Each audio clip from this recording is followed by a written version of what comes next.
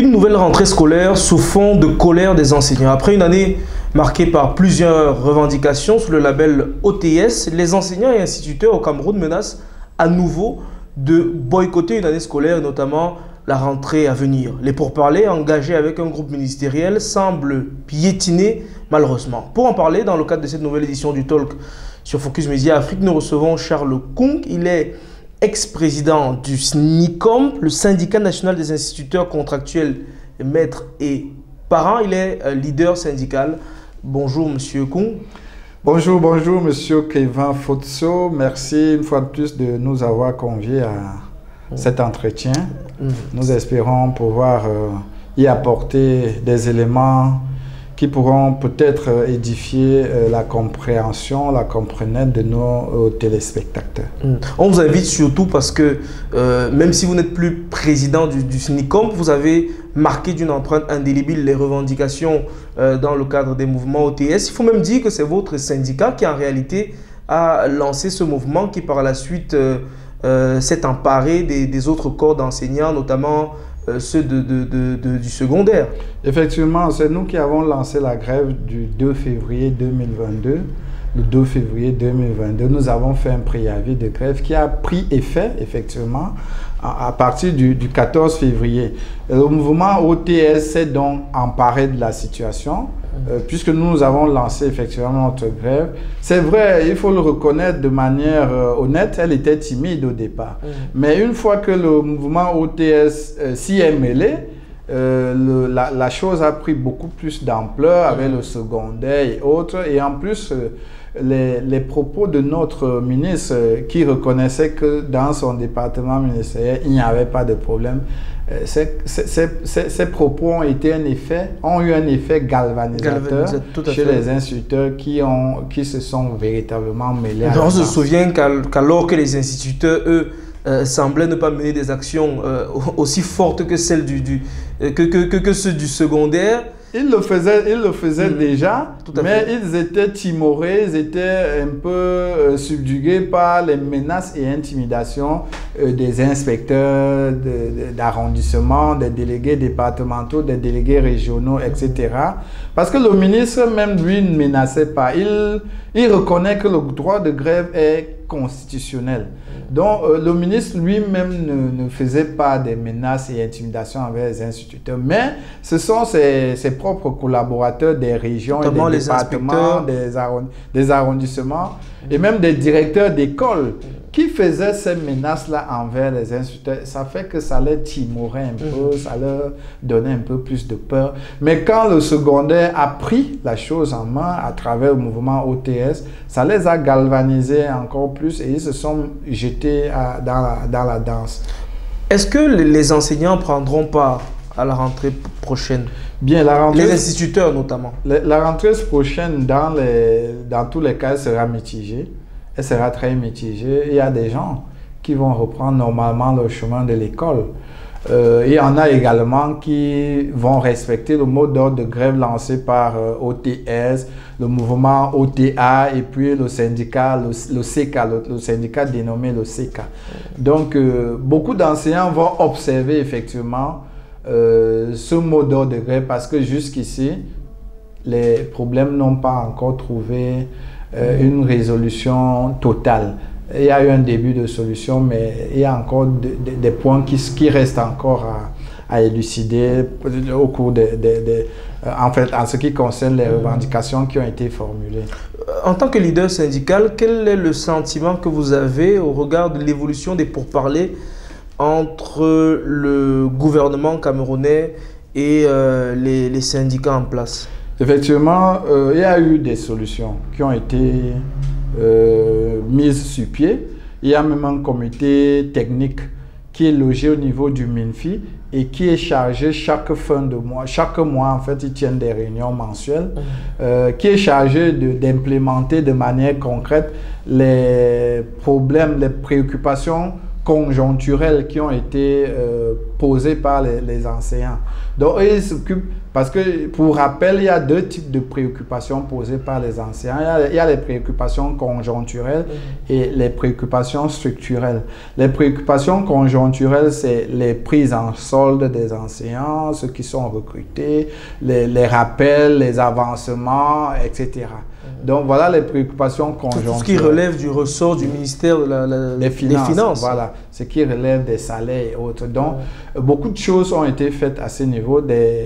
Beaucoup d'enseignants ont été pris en charge. Ceux qui avaient déjà passé 2, 3, 4, 5 ans sans salaire, ils ont été pris en charge. Il faut peut-être noter pour le rappeler qu'au plus fort du mouvement OTS, le président de la République a ordonné que 200 millions de francs CFA soient débloqués par le ministère des Finances. Est-ce qu'on est toujours dans la continuité de ces instructions présidentielles qui visaient à instruire le ministre des Finances pour que l'argent soit débloqué? Bien, de toutes les façons, chaque mois, il y a une cagnotte qui est ajoutée en complément budgétaire pour la résolution de tous ces problèmes financiers, les avancements, les non-logements, les prises en charge. Vous avez même vu le système des 2 tiers au niveau du secondaire a été totalement aboli. À présent, ceux qui sortent des écoles, des ENS et N7 et autres, ne connaissent plus le système des 2 tiers. C'est-à-dire qu'ils ne perçoivent plus leur premier salaire en 2 tiers. Ils perçoivent la totalité de leur salaire. Donc, c'est déjà ça une avancée. Le système des 2 tiers qui a été aboli. Il y a les avancements qui sont payés automatiquement. Il y a les prises en charge, comme je le disais tout à l'heure, des nouvelles recrues qui ont déjà passé des années sans salaire. Il y a également sur le plan bon, ça c'est les problèmes notamment conjoncturels. Et c'est pour ça que j'ai dit, il y a un comité technique qui se tient chaque mois au niveau du MINFI et qui est présidé par le DPP, M. Simon, qui essaie de rendre compte de tout ce qui a été fait et qui implémente ce qui va suivre le mois prochain. Donc, beaucoup d'enseignants ont eu leur prise en charge des intégrations et autres, et ils attendront le rappel de tout cela en 2023. Donc, tout cela a déjà été programmé. Mais cependant, il reste encore beaucoup de choses à faire. Et si vous me permettez d'y revenir, voilà. Alors, ce qui reste à faire pratiquement, c'est l'automatisation des avancements. C'est-à-dire que jusqu'ici, les avancements sont payés juste pour apurer la dette qui était déjà là. Vous comprenez? C'est-à-dire ceux qui totalisaient déjà 2, 4, 5, 6, 7, 8, 17 ans sans avoir avancé. C'est-à-dire qu'ils ont cumulé toutes ces années sans avoir avancé. C'est eux qu'on est en train de... En fait, c'est à eux qu'on est en train de trouver des solutions aujourd'hui. Mais ce que nous voulons, ce n'est pas ça. C'est-à-dire, une fois que ces solutions seront balayées, il faut maintenant qu'on passe à l'automatisation. Ça signifie quoi? Ça veut dire que vous n'avez plus besoin d'attendre 4 ans d'attendre. À chaque 2 ans, on sait qu'un fonctionnaire évolue, de manière automatique. Voilà, évolue dans sa carrière. Il quitte d'un échelon 1 à un échelon 2. D'un échelon 2 à un échelon 3 chaque 2 ans. Donc, vous devez programmer les machines et ce n'est pas les techniciens en la matière qui manquent dans ce pays.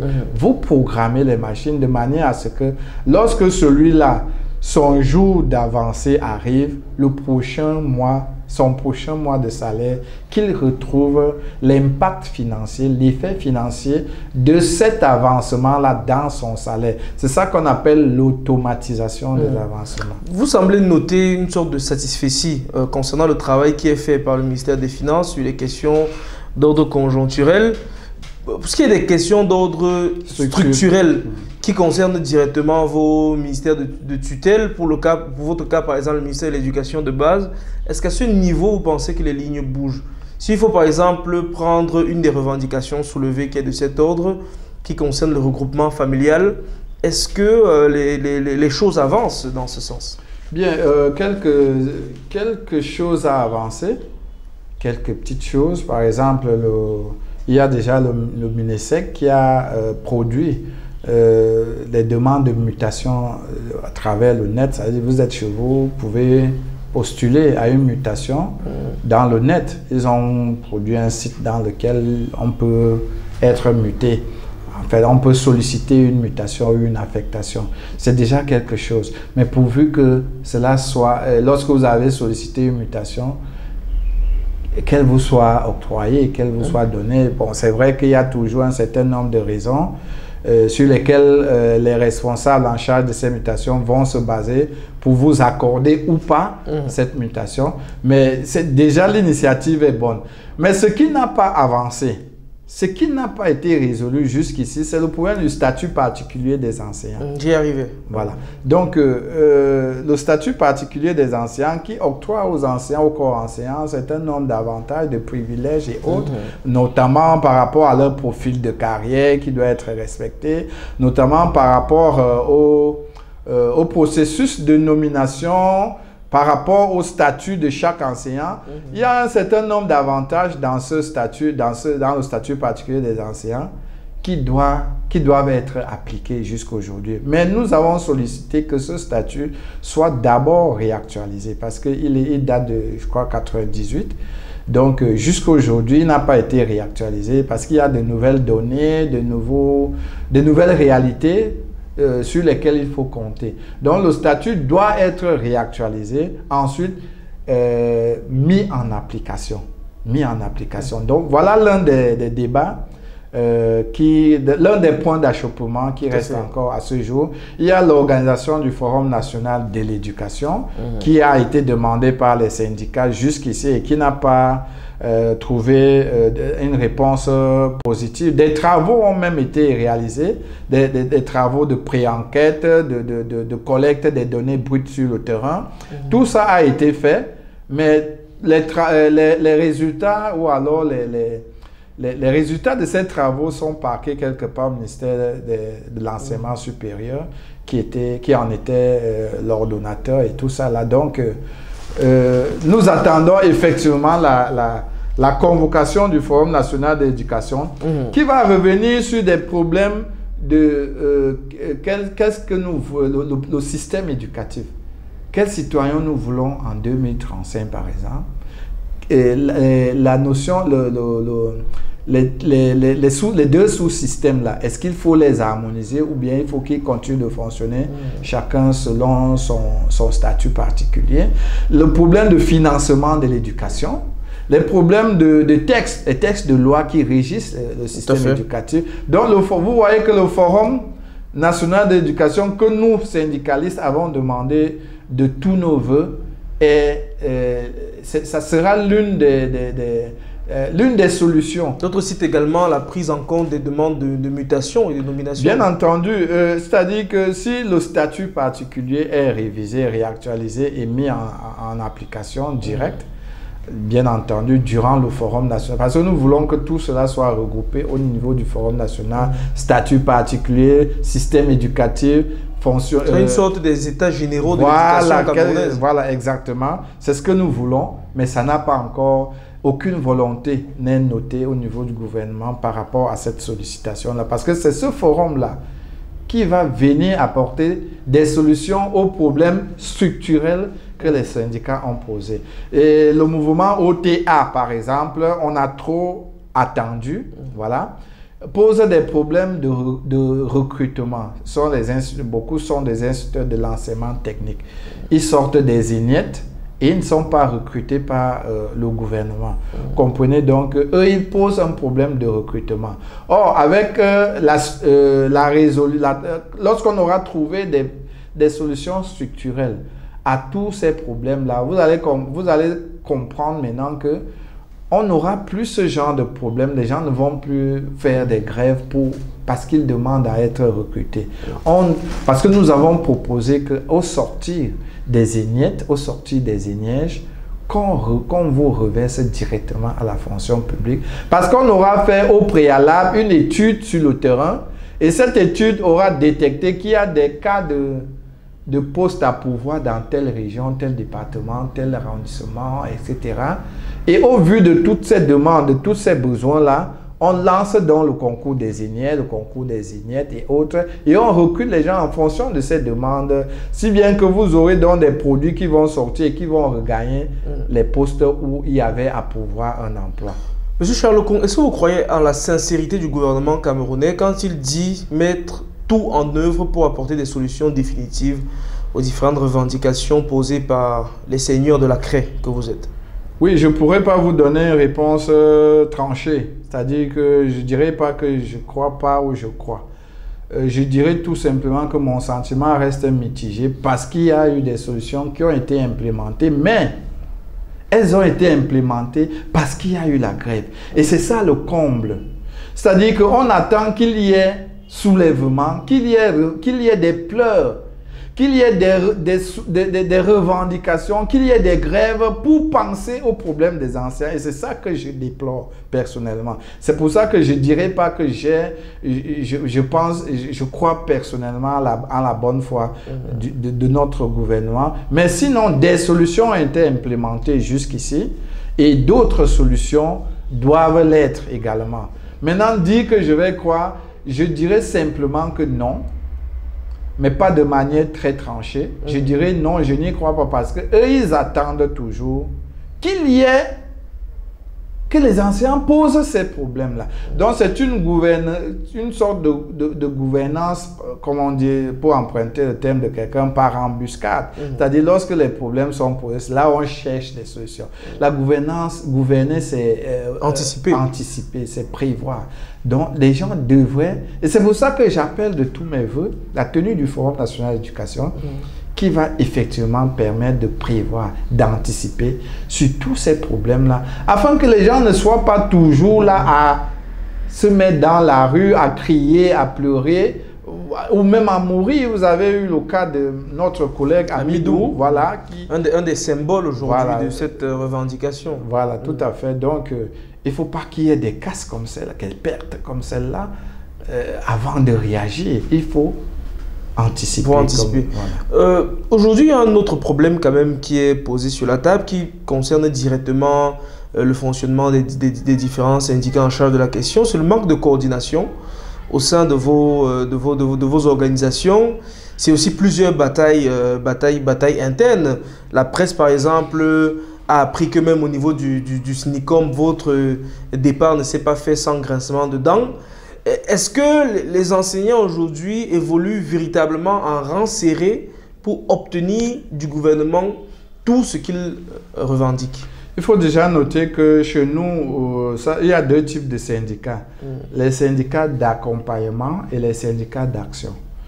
Je tiens ça du grand camarade Bikoko Jean-Marc, que vous devez certainement connaître. C'est lui qui a fait un peu cette classification-là au vu de son expertise, de son expérience dans le domaine. Donc, les syndicats d'accompagnement sont ceux-là qui accompagnent les actions du gouvernement et qui donnent la caution syndicale à ces actions-là. Et c'est des gens beaucoup plus qui ont les faveurs de nos responsables gouvernementaux et autres, qui leur accordent un certain nombre de faveurs eu égard à cet accompagnement-là. Donc, maintenant, il y a des syndicats d'action qui posent effectivement les problèmes des enseignants. Donc, si vous êtes, pour revenir à votre question, si vous êtes dans le cadre d'un syndicat d'accompagnement, vous ne pouvez pas avoir les mêmes idées qu'un autre qui est dans un syndicat d'action. Bon, je vais vous citer quelques syndicats d'action, mais je ne vais pas vous citer les syndicats d'accompagnement parce que je ne voudrais pas heurter les sensibilités des uns et des autres. Il y a par exemple le SNICOM qui est un syndicat d'action. Depuis que j'y ai été élu comme président, depuis 2012, j'y ai fait 10 ans avant de partir. Nous avons été un syndicat d'action. Vous avez le sentiment que depuis votre départ, c'est toujours le cas? Bon, je reviens sur la question. Donc, nous avons organisé des grèves, nous avons même été mis en cellule plusieurs fois au commissariat central numéro 1, plusieurs fois. Donc, nous avons été un syndicat d'action, parce que nous avons posé des problèmes et nous avons obtenu des solutions. Je dis d'ailleurs merci au gouvernement parce qu'il faut reconnaître quand c'est bien. Maintenant, il y a le CECA. Hein, le CKA qui est également un syndicat d'action. Le CKA, c'est le syndicat qui coordonne un peu les actions de OTS et OTA. Donc, c'est aussi là un syndicat d'action. Maintenant, pour revenir à votre question, depuis mon départ, il y a une sorte de démotivation de la part de ceux qui croyaient encore que j'avais beaucoup de choses à apporter. Et beaucoup ont démissionné, beaucoup se sont démotivés par rapport à mon départ, mais je leur ai expliqué non. Il fallait que je me repose aussi parce que je ne voulais pas mener des combats internes et des combats externes. Je me sentais affaibli parce que lorsque vous êtes unis contre le monstre froid qu'est l'État, vous êtes plus fort. Mais si vous avez des dissensions internes au sein de vous, vous n'êtes plus fort. L'État vous broie comme il veut. Donc, moi, je ne voulais pas cela parce que nous avons remporté des victoires parce que nous étions unis. Et Dieu est là où les gens sont unis. Dieu n'est pas là où il y a la division, là où il y a la haine, les dissensions et autres. C'est pour ça que je suis parti. Mais j'ai appelé mes camarades qui se démotivaient, qui voulaient encore que je reste. Je leur ai dit non. Apportez votre soutien au nouveau bureau et ça va aller. Ça pourra aller comme ça l'a été avec moi. Avant de sortir de cet entretien, M. Charles Kung, au regard de la situation de l'enseignant au Cameroun, quelle serait votre réaction si un beau matin, votre enfant vous dit « Papa, j'ai envie de devenir enseignant dans ce pays » Je serais d'accord. Vous savez pourquoi? Non, pourquoi? Parce que je crois que être enseignant, c'est... Déjà, quand l'enfant a cette idée-là, ça veut dire que cet enfant-là a des idées nobles. C'est-à-dire qu'il a l'esprit de grandeur. Parce que être enseignant, c'est avoir un esprit de grandeur. Pouvoir transmettre ce que vous avez en vous à quelqu'un d'autre, il n'y a pas une autre preuve d'amour que celle-là. Donc, quand l'enfant me donne ce projet-là, je vais l'encourager. Mais maintenant, je vais lui dire, s'il faut que tu deviennes un enseignant, il faut que tu deviennes un vrai. Ne viens pas chercher le matricule juste parce que tu as besoin d'un emploi. Il faut que tu sois un vrai enseignant. Parce que en étant un vrai enseignant qui essaie de faire son métier sans toutefois essayer de s'inquiéter des retombées pécuniaires et autres, lorsqu'il fait correctement son métier, il obtient des grâces. Et moi, je suis un croyant. C'est-à-dire que lorsque vous faites correctement votre métier, vous obtenez des grâces. Et les grâces ne sont pas pécuniaires. Vous voyez, les grâces n'ont rien à voir avec la finance. Rien que la santé que vous avez lorsque vous exercez votre métier, c'est une grâce parce que beaucoup ne l'ont pas. Donc, il ne faut pas que les gens soient beaucoup plus tournés vers les effets financiers, vers les aspects financiers, les aspects pécuniaires pour dire que non, l'enseignement n'est pas... Non.